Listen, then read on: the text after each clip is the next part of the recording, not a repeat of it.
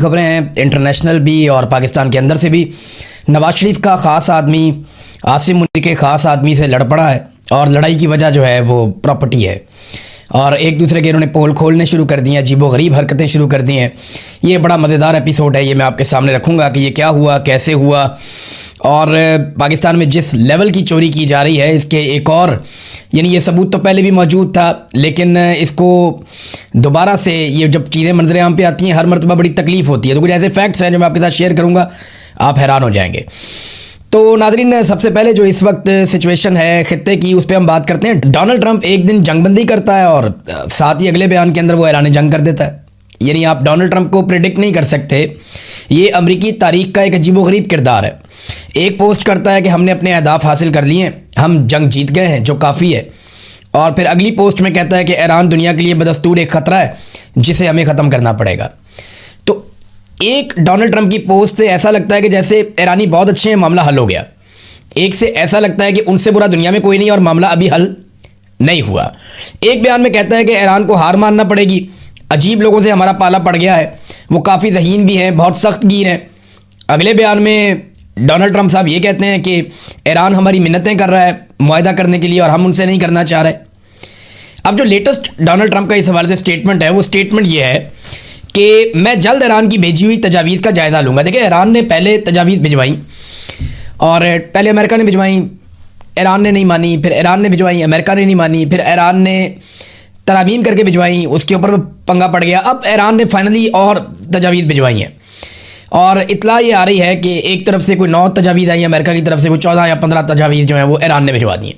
ये अभी किसी को भी कंफर्म नहीं है, सब अपनी अपनी बातें कर रहे हैं। एक्चुअली जो मुज़ाकरात हैं वो पाकिस्तान करवा रहा है, अमेरिका और ईरान के बीच में चल रहे हैं, एक दूसरे को तजावीज़ भिजवा रहे हैं। जिस वक्त इनकी नीयत होगी ना दोनों मुल्कों की, ये बड़े आराम से मुज़ाकरात कामयाब हो जाएंगे। जब तक इनकी नीयत नहीं है ना, ये जो मर्ज़ी कर लें मुज़ाकरात कामयाब नहीं होंगे।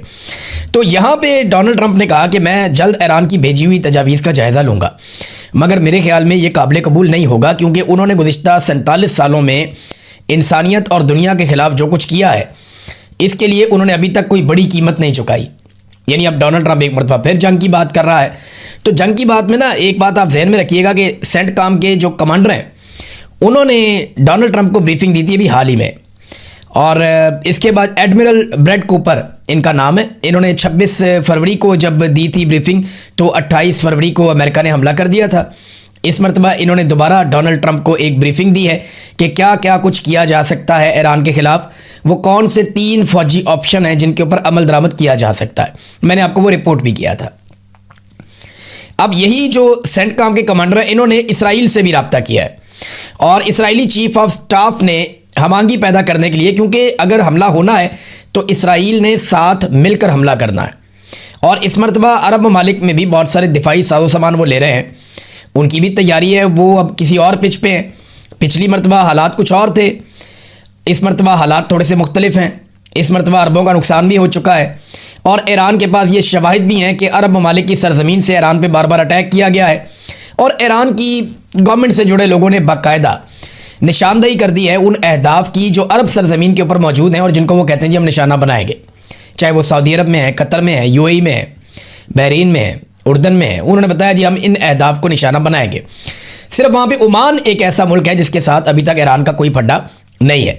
तो सेंटकॉम के जो कमांडर हैं उनका अब रब्ता हुआ इसराइली चीफ ऑफ स्टाफ से ताकि हमआहंगी पैदा की जाए कि अगर हमला होता है तो किस तरीके से किया जाएगा। और ये खाली इतनी बात नहीं है, डोनाल्ड ट्रंप को ब्रीफिंग देने के बाद सेंटकॉम के कमांडर कूपर जो हैं वो फौरी तौर पे मिडल ईस्ट आ गए हैं। एडमिरल ब्रैड कूपर इस वक्त मिडल ईस्ट में मौजूद हैं और यहाँ पे जो दिफाई तैयारियाँ हैं उनको हतमी शक्ल दे रहे हैं, या जो जारहाना हिकमत अमली हो सकती है अमरीकी फ़ौज की उसको हतमी शक्ल दे रहे हैं और वो जायज़ा ले रहे हैं तमाम चीज़ों का ग्राउंड पर आके।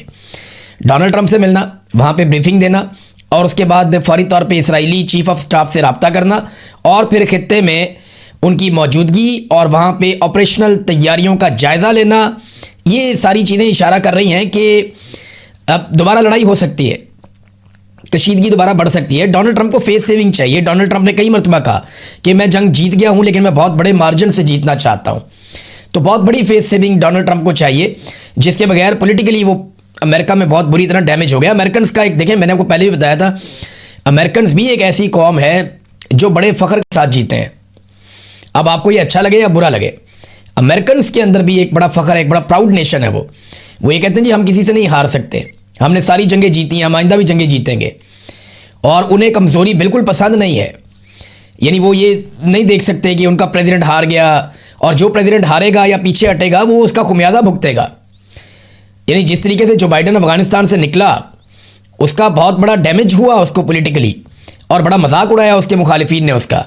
तो अगर डोनाल्ड ट्रंप यहाँ पे या अधूरी जंग छोड़ के आ जाता है और ईरान को दुनिया फातेह समझती है, तो अमेरिका को तो डैमेज होगा, डोनाल्ड ट्रंप को पॉलिटिकली और उनकी पार्टी को बहुत बड़ा डैमेज हो जाएगा। तो ये वो चीज़ें हैं जिनकी वजह से खदशा है कि खुदा न खास्ता दोबारा खित्ते में पाकिस्तानी कोशिशों के बावजूद लड़ाई लग सकती है। तो एक तो ये चीज़ हमें दिमाग में रखनी पड़ेगी, ये क्या कह रहे हैं। लेकिन सदर अहमदी नयाद जो ईरान के साबिक सदर हैं, उन्होंने जो एक स्टेटमेंट दिया ना, वो बड़ा इंपॉर्टेंट है। मैंने उनका स्टेटमेंट पढ़ा और बड़ा बामानी किस्म का उन्होंने स्टेटमेंट दिया। उन्होंने कहा अब दुनिया ये कबूल करने को तैयार नहीं है कि एक कौम समंदर पार बैठकर बाकी तमाम अक़वाम की किस्मत का फ़ैसला करे। डॉलर और फ़ौजी दबाव पर मबनी निज़ाम अपना असर खो चुका है। अगर वाशिंगटन अपने ज़वाल से बचना चाहता है तो उसे एहतराम का लफ्ज़ सीखना होगा। हम कोई कॉलोनी नहीं है, हम हज़ारों साल पुरानी तहज़ीब हैं। ईरानी सरज़मीन पर उनका किया गया हर हमला दुनिया के इस हिस्से में उनके असर रसूख के ख़ात्मे को मज़ीद तेज़ करता है। वो ये करते हैं जितना वो हमारे ऊपर हमला करते हैं ना, इससे दुनिया में उनका असर रसूख कम होता है, अमेरिका का उससे बढ़ता नहीं है। और डॉलर के हवाले से मैं अभी आपको, क्योंकि यहाँ पे बात हुई कि डॉलर के ज़रिए से और फ़ौजी दबाव के ज़रिए से दुनिया को कंट्रोल करते हैं, तो यहाँ एक बहुत बड़ी खबर है, ये भी मैं आपको पढ़ के सुना देता हूँ। चीन और रशिया ने एक बड़ा कदम उठाया है। वर्ल्ड अफेयर्स नाम की जो एक वेबसाइट है उसने ये खबर भी जारी की है और आलमी मीडिया में छप भी रही है। चाइना ने दो बहुत बड़े कदम उठाए, लेकिन पहले आप ये देख लें कि Russia and China started trade in Russian ruble and Chinese yuan currency only stopping using dollars. वो ये कहते हैं कि रूस और चाइना जो है वो रशिया और चाइना की करेंसी के अंदर ट्रेड करना शुरू हो चुके हैं, और सिर्फ इसी में वो ट्रेड करना चाहते हैं ताकि डॉलर का रास्ता रोका जा सके या डॉलर के इस्तेमाल को कम किया जा सके या उसको रोका जा सके। ये डॉलर के लिए अच्छी बात नहीं है। ये दो बहुत बड़ी मईशतें हैं। अगर इनके नक्शे कदम पे एक दो और मईशतें चल पड़ी, फ़र्ज़ करें अगर कल को जर्मनी कहता है कि हम यूरो के अंदर ट्रेड करेंगे, हम डॉलर में नहीं करेंगे। जर्मनी दुनिया की एक और बड़ी मईशत है ना, टॉप 5 के अंदर यही है। इंडिया है, जर्मनी है, जापान है, अमेरिका है, बरतानिया है, फिर रशिया भी टॉप 10 के अंदर आता है। चाइना दुनिया की बड़ी मईशतों में दूसरे नंबर पे है। तो अगर ये ममालिक जो है ये कह देते हैं कि हम अपनी अपनी करेंसी के अंदर ट्रेड करेंगे, और इंडिया जैसा एक बड़ा मुल्क भी ये कहता है कल को कि हम डॉलर में ट्रेड नहीं कर रहे, जिस मुल्क के साथ कर रहे हैं हम दूसरी करेंसीज में देख सकते हैं, तो अमेरिका के लिए बहुत बड़ा इशू हो जाएगा। और अगर डॉलर नीचे जाएगा तो अमेरिका का जो सुपर पावर का स्टेटस है वो ख़तरे में आ जाएगा। चाइना ने एक और स्टेटमेंट दिया है और ये ज़रा सख्त है। देखिए, अमेरिका ने पाबंदियाँ लगाई हैं कुछ बहरी जहाज़ों पे, कुछ कंपनीज़ के ऊपर, कुछ रिफाइनरीज़ हैं उनके ऊपर कि वो ईरान के साथ ट्रेड कर रहे हैं। अब इसमें जो स्टेटमेंट दिया है चाइना ने, चीन की वजारत तजारत ने ऐलान किया है कि वो ईरानी तेल ख़रीदने के इल्ज़ाम में निशाना बनाई गई 5 कंपनियों के ख़िलाफ़ अमरीकी पाबंदियों की तामील नहीं करेगा। चाइना ने बाकायदा अमेरिका की पाबंदियाँ मुस्तरद कर दी हैं। अमेरिका धमकी ये लगाता है कि अगर हमारी पाबंदियाँ कोई मुस्तरद करेगा तो हम उसके ऊपर टैरिफ लगा देंगे। तो चाइना कहता है लगाओ, हम भी लगाएंगे। अब चाइना इस लेवल पे ट्रेड कर रहा है अमेरिका के साथ और दुनिया के साथ कि इतना आसान नहीं है कि उसके ऊपर आप बड़ा सा टैरिफ लगा दें और यकतरफा तौर पे आप उसको दबा लें। और ख़ास तौर पे उस वक्त जब आपकी फ़ौजें चाइना के करीब मौजूद हैं, यानी चाइना का फासला यहाँ से कम है, अमेरिका का फासला बहुत ज़्यादा है। चाइना थोड़ी सी सपोर्ट करे तो ईरान अमेरिका के लिए बहुत बड़ी मुश्किलात पैदा कर सकता है। तो चीन ईरानी तेल का एक बड़ा ख़रीदार है, ख़ास तौर पर छोटी और आज़ाद रिफाइनरीज़ के ज़रिए, जिन्हें टी पॉट्स कहा जाता है। ये रिफाइनरियाँ कम कीमत पर फ़रोख्त होने वाले ईरानी खाम तेल पर इन्हिसार करती हैं। अमेरिका जो ईरान की आमदन कम करने की कोशिश कर रहा है वो इन पर पाबंदियाँ लगा रहा है। चीन का कहना है कि वो अमरीकी पाबंदियों को तस्लीम नहीं करता। ये वजारत तजारत है चाइना की जिसने ये स्टेटमेंट जारी किया, और चीनी कंपनियों और इदारों को भी इन पर अमल दरामद या इनकी तामील नहीं करनी चाहिए। चाइना के बाद अपना पूरा एक इकनॉमिक वर्ल्ड है, और अगर वो इससे अपने आप को बाहर निकालता है तो ये कोई अच्छी खबर नहीं है अमेरिका के लिए। ये अमेरिका के लिए मुश्किलात बढ़ेंगी आने वाले वक्त में। डोनाल्ड ट्रंप ने अमेरिका को वहाँ पे लाकर खड़ा कर दिया है जहाँ पे अमेरिकन फ़ौज का दबदबा पहले जैसा नहीं रहा। दूसरा, अमेरिकी डॉलर का असर रसूख जो है वो ख़तरे में पड़ गया है। फौजी दबदबा ख़त्म और डॉलर का असर रसूख अगर पीछे चला गया तो अमेरिका दुनिया की इकॉनमी को कंट्रोल करने की वो सलाहियत खो देगा जो उसके पास गुज़िश्ता कई दहाइयों से है। और ये एक अलार्मिंग चीज़ है। डोनाल्ड ट्रंप इसे कैसे कंट्रोल करते हैं इसके बारे में कुछ कह नहीं सकते, लेकिन डोनाल्ड ट्रंप के जो स्टेटमेंट्स हैं वो बड़े अजीबोगरीब आ रहे हैं। एक तो डोनाल्ड ट्रंप ने स्टेटमेंट दिया कि उन्होंने अपनी नेवी की कार्रवाइयों को बहरी कज़ाकी करार दे दिया कि हम बहरी कज़ाकों की तरह काम कर रहे हैं। अब ईरान के जो तर्जुमान है वज़ारत ख़ारजा के, वो कहते हैं ये स्लिप ऑफ टंग नहीं है, ये डोनाल्ड ट्रंप के मुंह से सच्चाइयाँ निकल रही हैं कि अमेरिकन नेवी वाकई में इस खित्ते में बहरी कज़ाकों का काम कर रही है, लूट मार का काम कर रही है, जो उन्हें नहीं करना चाहिए। फिर एक और स्टेटमेंट जो डोनाल्ड ट्रंप ने दिया, ये देखें आप, हम उनको नोबेल इनाम देना चाहते हैं, अमन का हम कहते हैं जी आप सेवियर ऑफ द वर्ल्ड हैं, आप साउथ एशिया के सेवियर हैं, हम आपको सैल्यूट पेश करते हैं। शहबाज शरीफ साहब ने जूते चमका के रख दिए हैं, फील्ड मार्शल ने उनको पता नहीं क्या क्या सुना दिया है। इधर डोनाल्ड ट्रंप की बात सुने, अमेरिका बहुत जल्द क्यूबा का कंट्रोल संभाल सकता है, बहरी बेड़ा तैनात करेंगे क्यूबा के बाहर, ये डोनाल्ड ट्रंप ने कहा। उन्होंने कहा जी ईरान से फारिग होकर जब हमारे बहरी बेड़े वापस आएंगे ये हम क्यूबा के साहिलों पे खड़े करेंगे और एक बड़ा तैयारा बरदार जहाज़ क्यूबा के साहिल के करीब तैनात किया जा सकता है। और उन्होंने कहा जी वो सरेंडर करेंगे, इसके इम्कानात हैं, क्यूबा खुद ही हथियार डालने पर मजबूर हो जाएगा और अमेरिका इस मुल्क का कंट्रोल संभाल लेगा। ये सब बहुत जल्द मुमकिन है। यानी आप अंदाज़ा करें कि इस दुनिया में एक अक़वाम मुत्तहिदा भी है, दुनिया में बहुत बड़ी तादाद में ममालिक भी हैं, लेकिन पाकिस्तान ने एक ऐसे शख्स को चुना जो एक के बाद एक जंग शुरू कर रहा है, एक के बाद एक मुल्क में मुदाखलत कर रहा है। यानी जितने हज़ारों लोग कत्ल हुए, मासूम बच्चियाँ कत्ल हुई, यूनिवर्सिटीज़ के ऊपर, तालीमी इदारों पे अटैक हुए, अस्पतालों पे अटैक हुए, जो कुछ गज़ा में हुआ, बोर्ड ऑफ पीस बनने के बाद जो कुछ हुआ, क्या शहबाज शरीफ को अभी भी, आपकी राय क्या है इसमें, आप ये बताइए कि क्या शहबाज शरीफ को अभी भी डोनाल्ड ट्रंप को अमन का नोबेल इनाम जो नामज़द किया है उस नामज़दगी को बरकरार रखना चाहिए या वो नामज़दगी वापस ले लेनी चाहिए इन इक़दामात के बाद? ख़ास तौर पे जब वो ईरान के साथ वो धमकी देते हैं कि हम सिविलाइजेशन ख़त्म कर देंगे। जब डोनाल्ड ट्रंप ये कहते हैं कि सिविलाइजेशन ख़त्म कर देंगे या पूरा मुल्क तबाह कर देंगे, उड़ा देंगे, तो इसका मतलब क्या है? जब वो ये कहते हैं कि हम क्यूबा का कंट्रोल संभाल लेंगे, जब वो एक मुल्क के सदर को उठाकर ले जाते हैं मदूरो को और अपने मुल्क में ले जाकर उसको बंद कर देते हैं, तो ये बहुत अजीब चीज़ें हैं जो दुनिया विटनेस कर रही है। अब आ जाए जरा पाकिस्तान के अंदर नाज़रीन, नवाज शरीफ के ख़ास आदमी अफसार आलम और आसिम मुनीर के ख़ास आदमी मोहसिन नकवी, इनके बीच में एक मामला ठन गया। वजह क्या बनी? अफसार आलम साहब का ये जो बहुत बड़ी एक बिल्डिंग नहीं थी कॉन्स्टिट्यूशन एवेन्यू पे, बिल्डिंग नंबर 1, यहाँ पे पहले होटल बनाना था, बाद में उन्होंने जी फ्लैट बना के बेच दिए, सिक्योरिटी इशू है। अब इसकी पेमेंट भी नहीं की हुई थी। यहाँ पाकिस्तान में तो बहुत 2 नंबरी होती है ना, तो किसी ने ये भी नहीं सोचा कि यार कॉन्स्टिट्यूशन एवेन्यू के ऊपर है, सामने पार्लियामेंट है, सुप्रीम कोर्ट है, हाई कोर्ट है, यहाँ पे साथ ही जो है पार्लियामेंट, आगे जाके लॉजेज आ जाते हैं, कैसे हमारे मुकद्दस इदारे हैं यहाँ पे। तो इस जगह के ऊपर भी पैसा बना लिया अफसरान ने 2 नंबरी करके, और फ्रॉड किस्म के माफिया ने यहाँ पे आके माल बना लिया, जजेस ने भी अपना पैसा खा लिया। अब वहाँ पे एक जो फ्लैट है वो अफसार आलम साहब का भी था। वो ये कहते हैं कि उन्होंने अच्छे वक्तों में जब ये ज़ेरे तामीर था तब उन्होंने एक बुक करवा लिया था, तो ये बिल्कुल ठीक बात होगी उनकी। मैं बिल्कुल नहीं कह रहा कि ये उन्होंने करप्शन से लिया या कोई 2 नंबरी से लिया, ये बात बिल्कुल गलत है अगर कोई ये कहता है तो। बिल्कुल उन्होंने अपने हक हलाल के जायज़ पैसों से या तनख्वाहों से लिया होगा। वो अच्छी तनख्वाहों पे मीडिया में काम करते रहे, और जो लोग मीडिया में काम करते रहे उनके लिए 2, 4, 5, 10 करोड़ का फ्लैट लेना या प्लॉट लेना कोई मुश्किल नहीं है।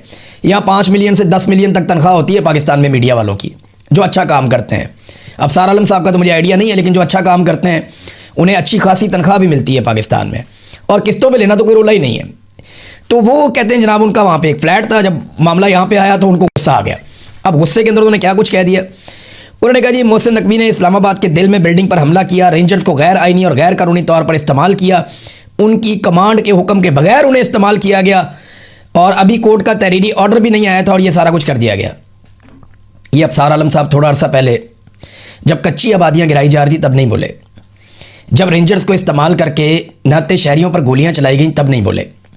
पहले भी तो रेंजर्स को इस्तेमाल किया गया, आज तो सिर्फ बिल्डिंग खाली करवा लेते, पहले तो इंसानों का कत्लेआम कर दिया गया। आप कह रहे थे नहीं कोई कत्ल नहीं हुआ, कुछ नहीं हुआ, आप तो 2 नंबर अजीब तरीके से बात कर रहे थे, याद है आपको? तो अफसार आलम साहब अब अपनी बिल्डिंग पे बात आई है या अपने प्लॉट पे बात आई है, आपका हक हलाल का होगा, लेकिन जब बात अपने घर पे आई है तो आपको कितनी तकलीफ़ हुई है। तो वो जो लोग कत्ल हो गए वो भी तो किसी के बच्चे थे। ये जो कच्ची आबादियों में हज़ारों लोग जो बेघर हो गए हैं बहुत बड़ी तादाद में, उनके भी तो घरौंदे थे, वो तो उन घरों के अंदर रहते थे, आप तो यहाँ पे रहते भी नहीं है, ये तो सिर्फ आपकी एक प्रॉपर्टी थी। यानी जिस एलीट क्लब की इमारत में अफसार आलम साहब का अपना फ्लैट था उस पर मोहसिन नकवी साहब का रेड हमला करार दे दिया गया। रेंजर्स की मदद लेना गैर कानूनी, गैर आईनी करार दे दिया उन्होंने। इससे कबल दर्जनों आम बस्तियां मलियामेट हुई, तब ये बिल्कुल चुप बैठे हुए थे। सियासी कारकुनों पर असली गोलियां चली, लोग कत्ल हुए, इनको वो रबड़ की गोलियां लगती थीं और रेंजर्स का वहाँ इस्तेमाल इन्हें ऐन कानूनी और आईनी लगता था। यानी ये मुनाफिकत नहीं है तो और क्या है? ये अब अफसार आलम साहब बताएं ना। दूसरा, उन्होंने एक सवाल पूछा कि मेरा सवाल है, क्या ये मुल्क मोहसिन नकवी का है?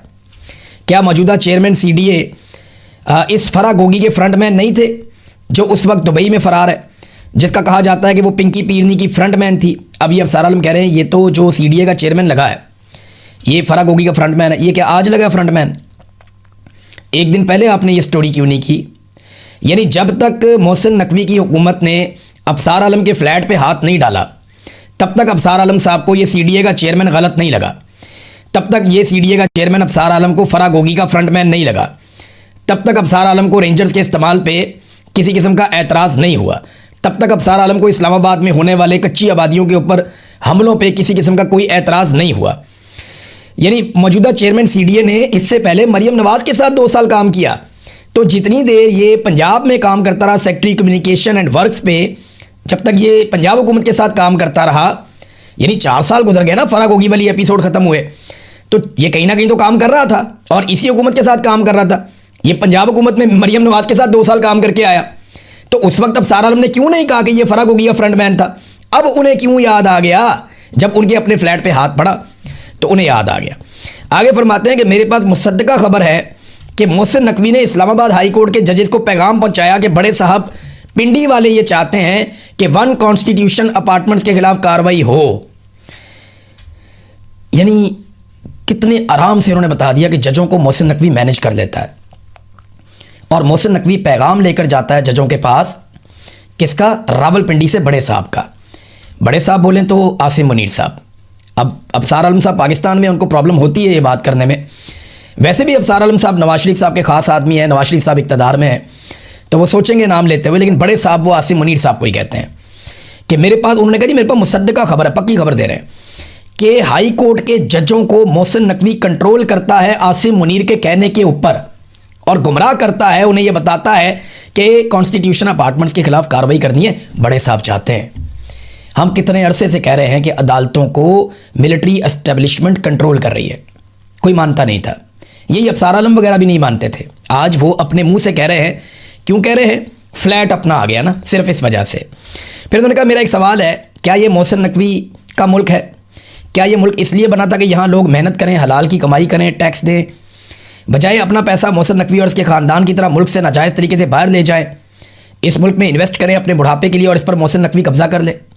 सवाल उन्होंने पूछे हैं मोहसिन नकवी से।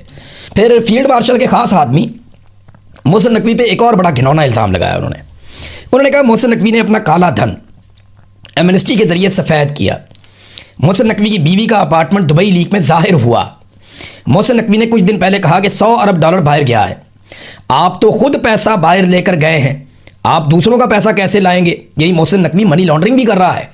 उसकी बीवी ने गैर कानूनी जायदाद भी बनाई है। और ये सारी चीज़ें कौन बता रहा है? अफसार आलम, नवाज शरीफ का ख़ास आदमी, आसिम मुनीर के ख़ास आदमी के बारे में बता रहा है। सिंध के मुख्तलिफ एयरपोर्ट पर आज भी जहाज़ उतर रहे हैं जो काला धन दुबई लेकर जा रहे हैं, ये भी जनाब अफसार आलम ने कहा है। तो नाज़रीन, इसमें घबराने वाली या ज़्यादा खुश होने वाली या परेशान होने वाली कोई बात नहीं है। अफसार आलम का फ्लैट बच जाएगा तो मामला बिल्कुल नॉर्मलाइज हो जाएंगे, उसके बाद कोई ना कोई ये हल भी निकाल लेंगे। लेकिन अच्छी बात यह है कि कम से कम इन्होंने एक दूसरे को एक्सपोज किया और जो बातें हम काफ़ी अरसे से कह रहे हैं उनके सबूत के तौर पे अब इन बयानात को हम सामने रख सकते हैं। नाज़रीन, एक स्टेटमेंट अंसार अब्बासी साहब का भी देखें ना, ये सहाफ़ी कैसे अपने आप को एक्सपोज करते हैं, सीनियर सहाफ़ी कहलाते हैं, यहाँ कई दहाइयों से काम कर रहे हैं। ये देखें उन्होंने क्या कहा। शहबाज शरीफ साहब की तवज्जो के लिए ट्वीट करते हुए कहते हैं कि इस्लामाबाद के जिम्स के अंदर, ये जो एक्सरसाइजिंग वाले क्लब्स होते हैं, जिम्स के अंदर मर्द और ख़वातीन की मुश्तरका एक्सरसाइज से इखलाकी और माशरती मसाइल जन्म ले रहे हैं।